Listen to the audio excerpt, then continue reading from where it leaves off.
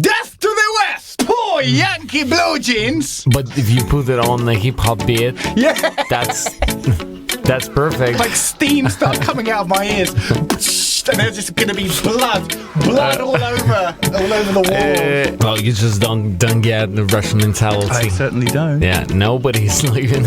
You stay till the end. That's the face of someone who has everything. It's not about having or not having something. It's about Russian soul inside. Yeah. Because Russian feeling and Russian soul is all about suffering. That's what Dostoevsky trying to explain us. Still, you have to suffer. If you're not suffering, you're not living.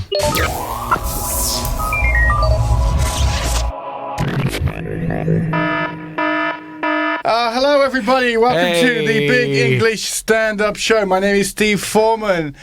You can call me Steve Foreman. And my guest today is Evgeniy Chebatkov.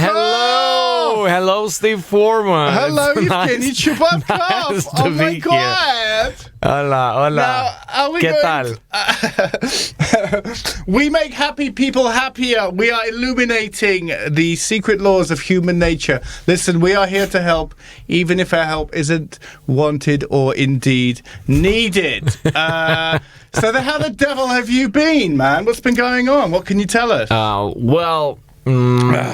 Last weekend I was in together with some friends of mine. We just unexpectedly for me we visited some translation of the match Russia and Belgium. Oh yeah. So yeah, Russia Belgium. Yeah. Okay. Yeah. Wow, Zhirkov, you saw him? Well, God he's bless. very popular in the UK among commentators because obviously. Really? From Chelsea period. Jerk off means to masturbate. So it actually says masturbate on the back of his shirt. It says masturbate 18. You know, there's kids everywhere just kind of going, "What's 18 got to do with it?" Yeah, that was so funny when he played. Did he play? Yeah, he's like 37 now. Yeah, well, 38 or something.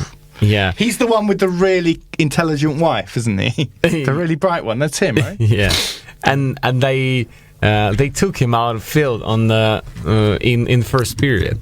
So he just said, "I'm tired." Enough is enough, okay? Right. But I remember those times when he played in Chelsea. Yeah. And he never scored, but then in Champions League match they played with Spartak in Moscow, and he scored. Did he? Goal. Yeah. Oh God! And everybody goes like, "Come on, Zhirkov, you scored once, and that's in the match against the Russian team." Okay, great. That's how legends are made. Yeah. Well, I was saying to you before, all these Russian fans like taking pictures of themselves going to the match and in the stadium, and I was just, I'm going to be honest with you, I was just looking at these pictures and just like going, yeah, you're going to get so beaten. Yeah, I mean, enjoy it. I mean, enjoy it. Enjoy the weather. It's but you're just going to get so done. And so it happened. I mean, Romelu Lukaku. It's like. He's got this look in his eye, like he's like a shark, like he tastes blood. Yeah, like you feel he's gonna take it. Yeah, he's gonna take it. He's gonna take a ball and he's gonna score. Yeah. That's how it feels. He wants the golden boot. He wants to be top scorer in this tournament without doubt. But just go back, everybody, and just take a look at Lukaku. Look at it. Look in his eyes. Look at that man. Yeah, that man. He ain't messing around. Yeah. And during the anthem, you can see Belgian players and you can see Russian players, and well, I don't know why, but they already were upset, Russian players, before the match. Whole faces very upset. I don't know why they are not. They should be happy, but they should be concentrated. But they are already like.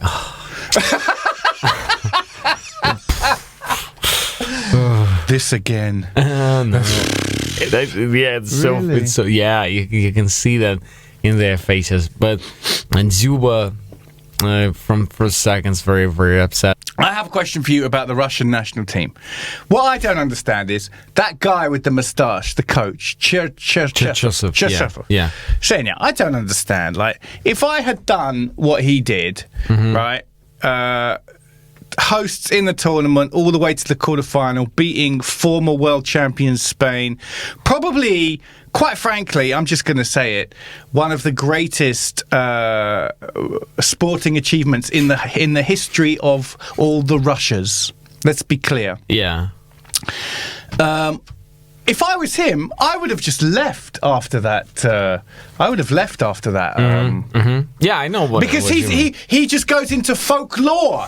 He just becomes a legend forever. The great coach that led us all the way to the quarterfinals on home soil. Yeah. We never felt anything like it before in our lives. You know, we nearly even gave Crimea back. We didn't. We didn't really. But anyway, but he carried on with the team. Why would you carry on?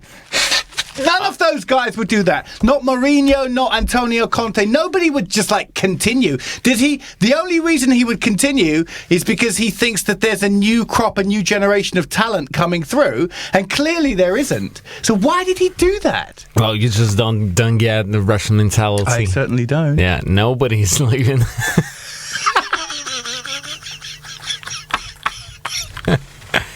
You stay till the end. Oh, really? You stay till the end, yeah. Oh. And what is the end in this case? Until either he dies or Zhirkov. Finally. Some of them. That's how Russian business is doing. Till I die. I am 54 years old. Are you sure you still want to select me for a Russian national team? You know, some players played last minutes in the matches, but I played very first minutes. Oh, God. Good luck, Russia.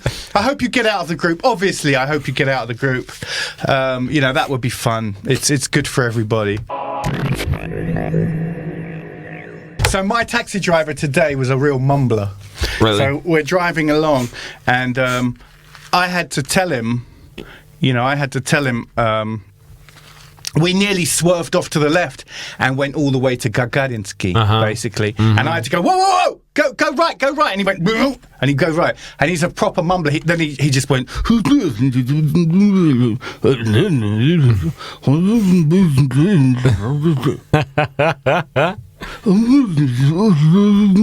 and there's just no way that I can hear any. He's even got a mask on. There's just no way. And I was just looking at him, just thinking, wow, man, you're a real mumbler, dude. You're a real mumbler. And I started thinking, I wonder if I'm going to be like a mumbler when I'm a little old man. You know what I mean? And then I said, he did it again when we were driving up. I said, yeah, could you just leave me by Azbuka, please? And he was like,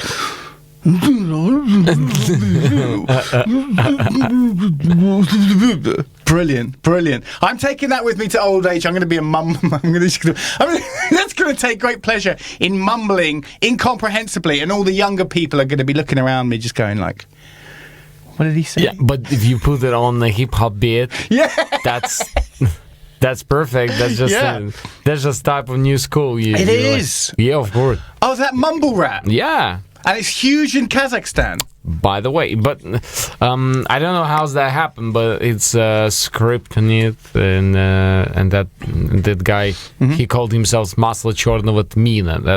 That's two guys from Kazakhstan, and they kind of presented of mumble rap. I don't know how that happened and how Kazakhstan become rap capital for Russia. About time. Yeah. By the way, I can tell you that we got to number 34 in the comedy chart in Uzbekistan. Wow. Hello, Uzbekistan. Hello, Uzbekistan. Right, and you think that how national music in Uzbekistan sounds like? What are they? I don't know. They sound like hip hoppers to me. Yeah. You sound street to me, Uzbekistan. Yeah. And number 8 in Kyrgyzstan. Oh, damn. Have you ever been down there? Once. Yeah. I never been in Uzbekistan, but I once been in Kyrgyzstan. Yeah. Very, very similar with Kazakh culture, but a little bit different. But I mean, Uzbekistan is totally different, but Kyrgyzstan and Kazakhstan are pretty close in cultural meaning. Big up to the listeners from over in those territories. That's awesome. Sounds pretty gangster by all accounts. What about Armenia? You visited Armenia, right? I did, mate. I went to Armenia for a wedding. Yeah. It was like a 3-4 day affair. And I can officially confirm that Armenians are not hairy. They're not, man. They don't come close to the Persians that I've seen and the Greeks that I've seen in my life. Not even close, really? Man. Yeah, man. I was walking up and down this town centre of Yerevan. There's a little bit of, hair on their arms, the guys there, but it's not the same as what I've seen. It's not Greek style. I don't think so. Maybe I'm wrong. And the funny thing is that Armenian friends that I have, I said to them, I say, yo, I concede you guys, you ain't even that hairy. And they both said the same thing. They go, yeah, we are. Yeah, we are. You just don't know. You just never saw us naked completely. Yeah. Well, have I ever seen a naked Armenian? I don't believe I have. Have you? But epilation, if you business, it's time for the part of the show where I give you business ideas and opportunities, guys. Yeah. Okay, epilation technology in Armenia. That's a good stock. Apparently, but I don't think they are. Either there's a lot of grooming going on. But I mean, my good pal in London, who's Persian, man. Persians still exist. Well, Iranian. Iran. Yeah. What am I supposed to call him? Iranian. Okay. Iranian. Death to the West. Death to the West. In fact, we were on the tour bus, and the fun thing for a Westerner about driving around in countries like Georgia and Armenia and places like that. We're on the bus, we've got this fantastic tour guide, and there's this big sign, and it just says, Iran, 1,200 kilometers. And I'm just like, excuse me, sir, is that how close are we going to get to Iran? And he said, yeah, quite close. I said, can we turn it around, please? Can we turn? I said, because they're an enemy of the West, so I don't want to get arrested. I don't want this bus to get stormed by the Revolutionary Guard. So can I? And he was like, yeah, no, don't worry. You won't get arrested. I'll talk to them. You're so close to Iran, There'd be like there's just this small group of countries now which just still have this mystique. I'm going to call it a mystique. Yeah, for you, Iran is mystic? Absolutely. Really? Well, will you ever go there, do you think, in your life? They are our friends. Yes. Russia's friends. Yes. You do. Russia does get on well with Iran, actually. Yeah. That's true. So you will go. But for me, as a Western decadent, death to the West, Westerner, poor Yankee blue jeans, I probably never go there. And I'll probably never go to North Korea. Sadly, unfortunately, I'd like to. But I think Afghanistan is more aggressive place and more dangerous place than Iran. That in my imagination, of course. I don't know for sure, but I would say Iran for me sounds not so like, I don't know. So mystic, as you say. Yeah, well, because you are way closer to it. Yeah, you grew up way closer to it. Yes. And Russia has a good relationship with Iran. Yeah, exactly. Whereas what you see Western news, oh man, it's just it's so anti-Iran always their whole life. So, what kind of those countries? This Iran, Russia, Russia, North Korea. North Korea, yeah. China, no? China a little bit, but they literally make everything right. Yeah. So it's difficult. I got to tell you, I love sweet and sour sauce. So really? Yeah, I love it. So, and then that left Myanmar was another one, but they're okay now. Myanmar are okay, right? Myanmar. Yeah. They were very closed for a long time. But that's probably it. And the last one is probably New Zealand, isn't it? Or yeah. Do you know, when I saw that video, there's a video, and it's supposed to be really sweet, where where what's his name? Ed Sheeran is he's on a video link with the Prime Minister of New Zealand, and he goes, "Can I have a passport?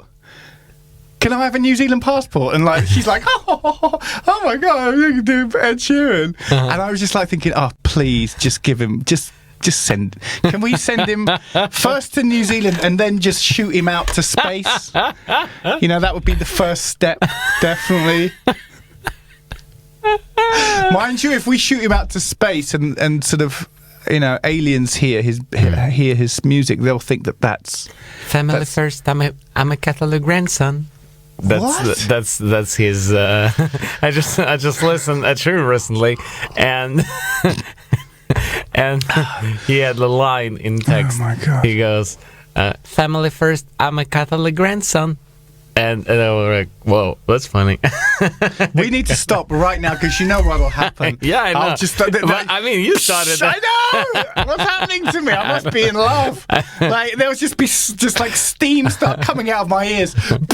And there's just going to be blood all over the wall. I just watched the video about Spanish language because I'm gonna try learn Spanish, and I like it very much.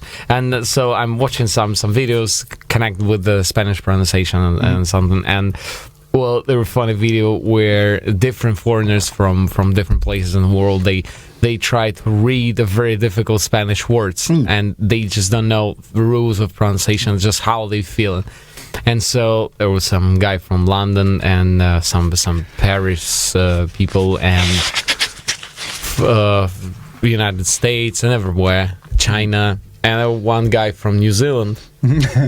And I don't know why, but this task were the most difficult for him because he can't understood how they say rrr, like in Russian or Spanish or Latin American way when it's like carabiaja, for example, kind of word like that, and he goes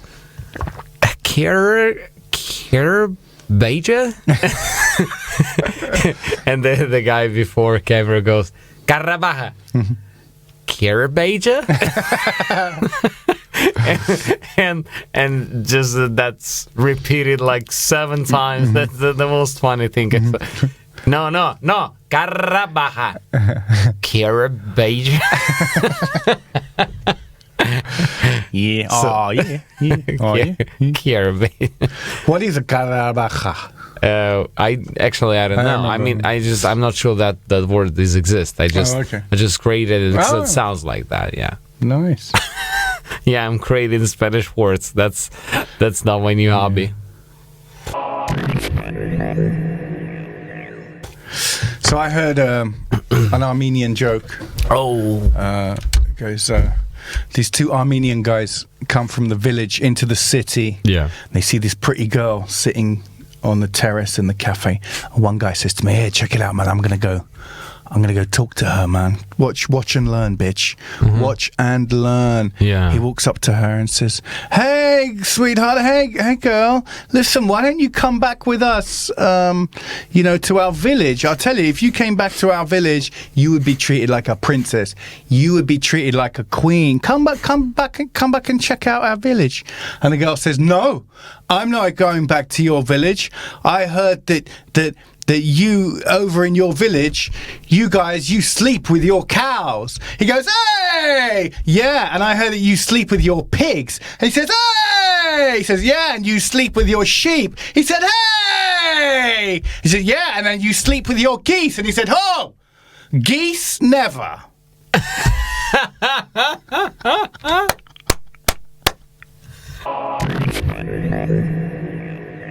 I was at this wedding once, right? And the girl I was with, right? She runs out to do these the throwing. You know, when it's time to throw the bouquet.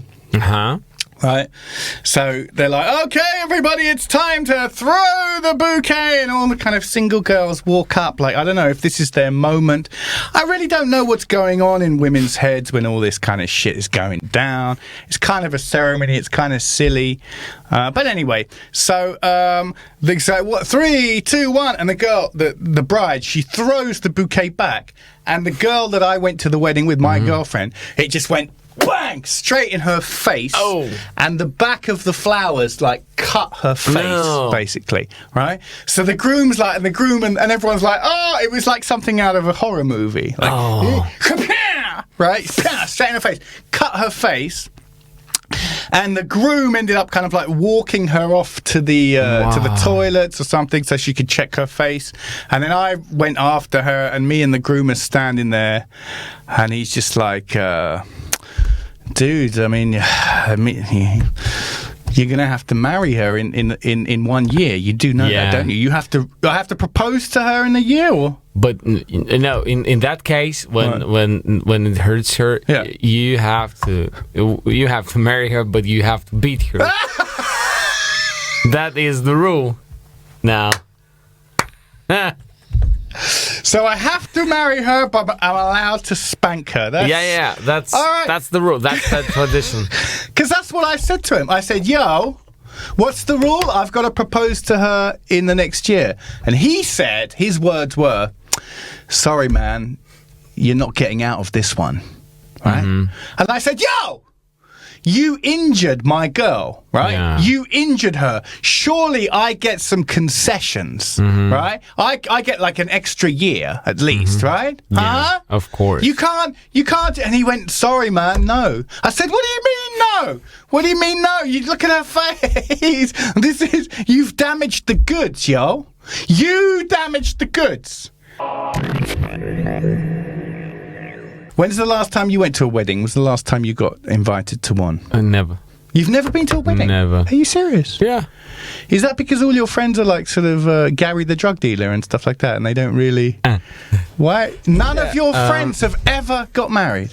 No. The rest of my friends, of course, they got it, but I never had chance to visit it. Because it always happens in different cities, different times, and I got some concerts or something. And also, tell you the truth, I'm not a big fan of such things. So maybe just because I never visited a nice one. I mean, I never visited anyone, but I've got that image where everybody's drunk and so many people. Drinking is a big part of it. It's true. It's true. Yeah, and so, and I've got this negative feeling about alcohol and this getting together in big groups. So it's just like I always try to find something, and maybe because of that, my friends they stopped calling me on their weddings after some period. So I just okay. Yeah, I've got even a friend who had a wedding. After that, he divorced and had wedding again, and he said, "Well, you never visited me first time. What about this time? The second time?" And I said, "Well, I came on the third one because you'll definitely divorce here again." But I mean, I don't wish that, but I feel that because that's the kind of type a person he is. I know one guy, and he proposed 4 times to different ladies during the 2-year period in Tomsk, and we are same age, and he were like, 19 and 20. So from 19 till 20, he proposed 4 times with different ladies, and I was, why are you doing that? Why? What's the point? What's the reason? He said, I want to have family as soon as I can. And I go, wow, okay. Doesn't matter with who in particular. Yes. I just want to. And then we were like 22, and he told me, I want a son. I want to have son. I don't even want to have wife. It's even possible for me that my wife I'll marry somebody, and she'll make me a son, and she'll die after that. I'll be not very sad because I'll still have a son, and that'll be my story, me and my son together. And I go, what the hell is that? I hope you're never gonna tell it to anybody. Yeah, don't tell. Okay. That was fun. That was fun. But just promise me one little thing. You're never going to say that to another human ever. Yeah, because I was That'd be our little secret. Yeah.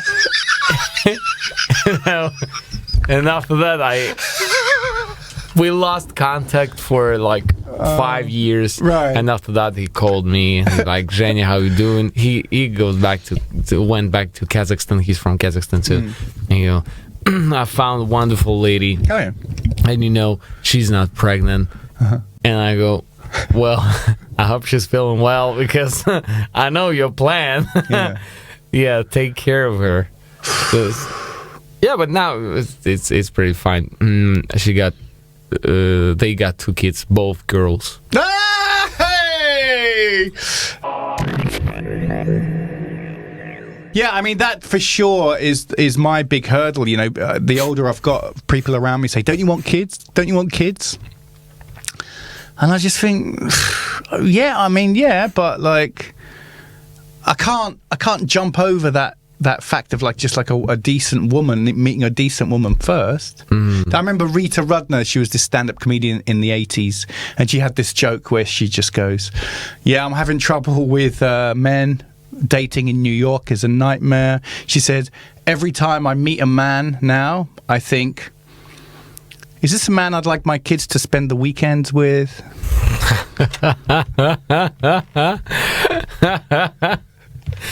Yeah. Now that's just a great joke. Yeah. Right? But you need to try and save your soul. You need to try and withhold that level of cynicism. You know what I mean? Mm-hmm. Which, I don't know, a lot of other people find a lot easier to do than I do.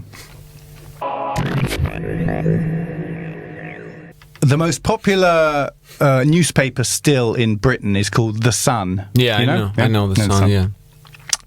It's lowbrow, but they're fun. I mean, I don't have anything against The Sun. They're not nasty. They're quite...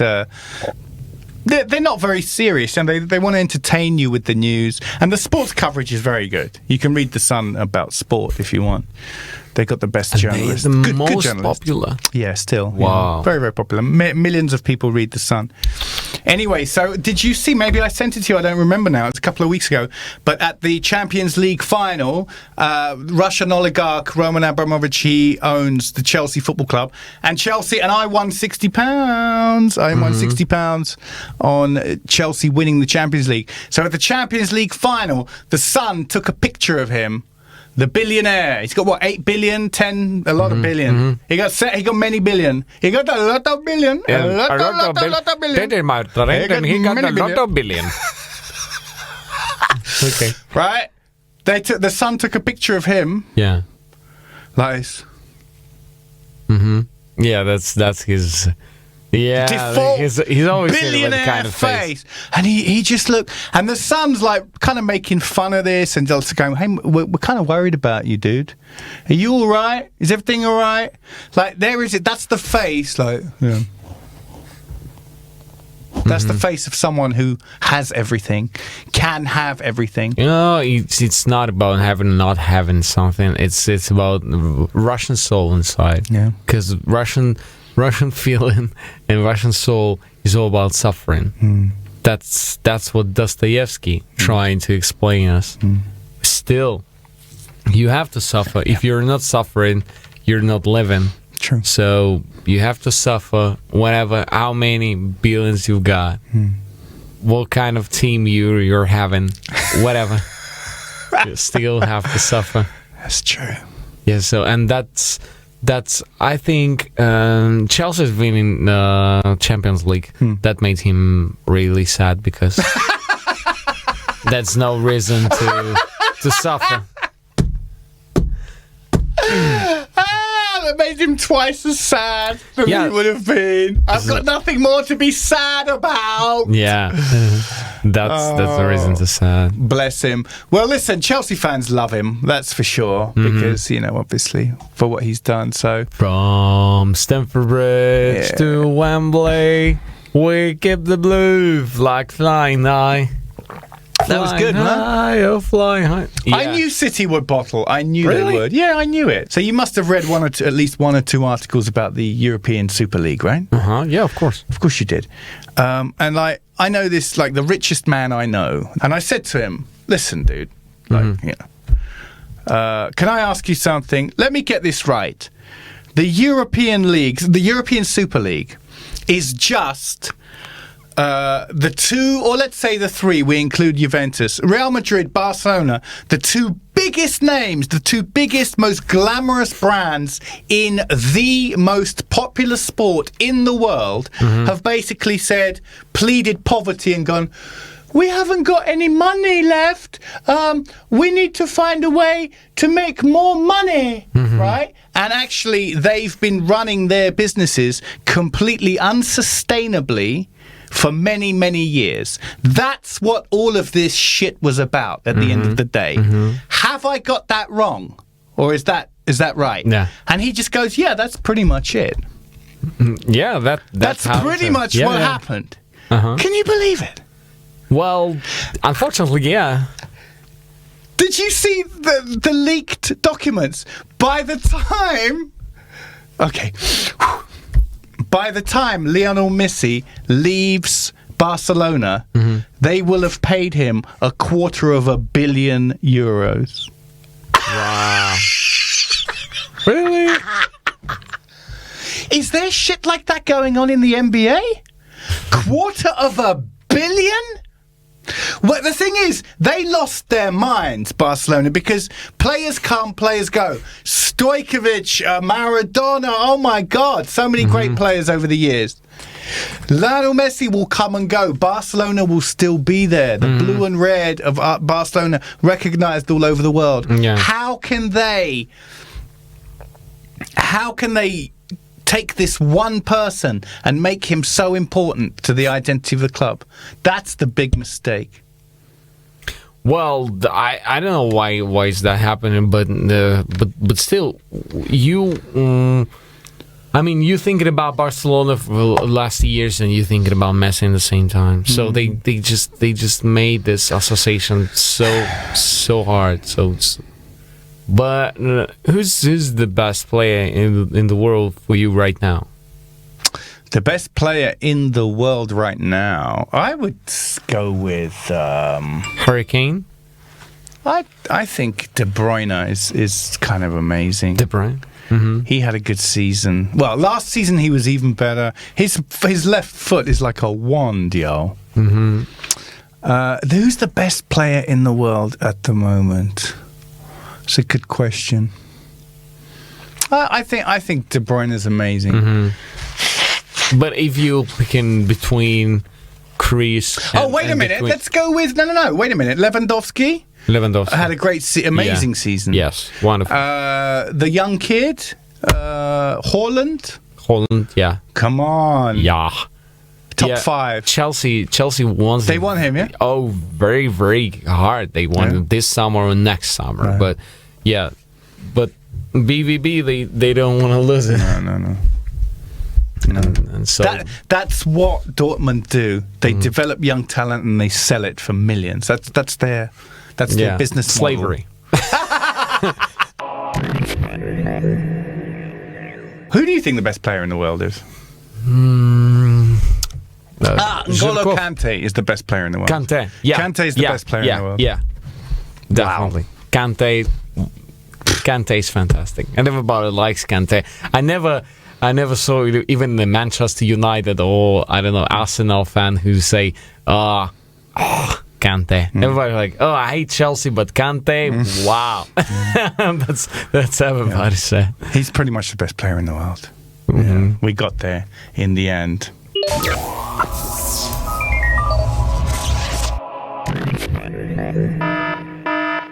Somebody said to me the other day, someone said to me, listen, you're being really passive-aggressive here, right? And that's kind of the second time someone has said that to me. Both times they've been comedians. No. And I just remember thinking, it's such a strange thing to say. Like in Russian or in Kazakh, do you have this understanding of like being passive-aggressive? Do you say something like that? Well, I would say that's kind of tendency of last few years when everybody started using that around stand-up club number one. That's in my that's where I heard it most from comedians from there. Yeah. How do you say it in Russian? Пассивная агрессия. Yeah. Oh, tell. Well, and I never heard that in Kazakhstan. Пассивная агрессия. Because in Kazakhstan, passive is only about gay people and and aggressive. That's a fair point. And aggressive is actually feeling about gay people. That's how it is. No, speaking seriously, I never heard in Kazakhstan. You're either a fag hag or a homophobe. Yeah. It's binary. It's nice and simple. Yes, absolutely. Yeah. Two sides.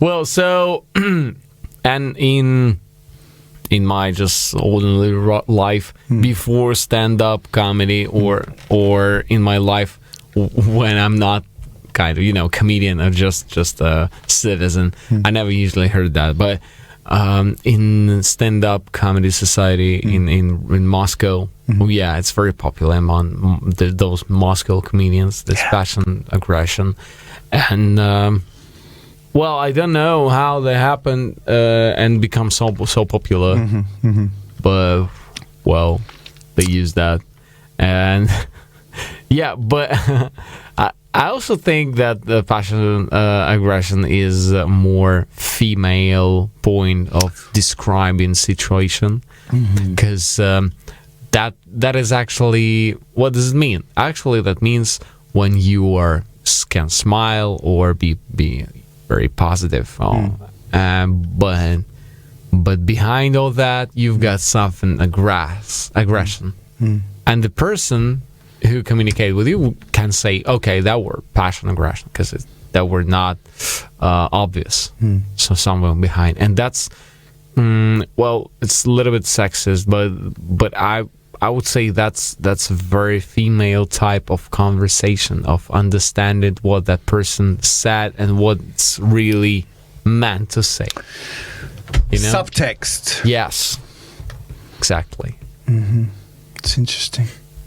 Because in the first instant, it was a few years ago, I was talking to this comedian and he was just being a complete dick. And I was just kind of like looking at him, just kind of like going, pretending or playing along with being really interested in what he was saying. And he said to me, like this passive aggressive thing that you're doing right now, it's not going to work. It's not going to work. And I'm just kind of sitting there and just kind of like going, what does that mean? What, as always happens, I came up with a fantastic answer when I was already walking away and everyone was gone. I was like, "Yo, I can remove the passive if you want." In a split second. But I just remember still, you see, it still bugs me many years later because I still can't work out what this really means. And then it happened again and again the other week, and all I did was I made a sarcastic comment. I made a sarcastic comment. Someone was being very gloomy, as usual. As usual. Okay. And I just said, "That's why I like having you around, because of your positivity." Right? It's just a sarcastic comment. Yeah, of course. Yeah. Okay. All British people, we are given like a sarcasm textbook, by the age of about 6 months old, and we learn about, English, French, sarcasm. Yeah. Maths, Yeah. And he got so offended. Really? Yeah. It's like, but he really didn't like it. He was like, you know, when you're being passive aggressive like this, you know, I really don't like it, and you know, we're gonna fall out again. I mean, we were okay in the end, and I said, I'm really sorry, man. All this kind of stuff. But I just find it fascinating. Like, I'm not sure people know what passive aggressive means, and I'm not sure I do. I'm still confused. But I think what you were saying before about subtext and maybe women being much better at navigating this kind of stuff, I think that's very true. And maybe it doesn't belong in conversations between red-blooded men. Well, yeah, I mean, well, I guess that in some workplace, definitely where the majority of people are women, they could have a passive conversation all day with everybody against everybody. Yeah. You know, they both can hate each other, but talk to each other in that sarcastic and ironic way. Yeah. Both like, oh, you look very well today, and you, oh my god, you're not even so fat. And have you lost weight? Oh no! And you're not pregnant, are you? Okay. Yeah, and that could happens like the whole day long. Yeah. And well, yeah, that's difficult to stay around. Yeah. Wow. But I think the problem is that people just sometimes they don't understand the difference between sarcastic comments, for example, and real passion aggression. Because that's the different things, totally different things. That's how I feel. And so they call it in that modern and, you know, cool way. You call, oh, that's your type of aggression thing. But no, it's just sarcastic comment, and that's it. Just a joke. Shania, thanks for coming in, bro. Good to see you again. Thank you. Thank you for Thanks listening, for everybody. Peace out.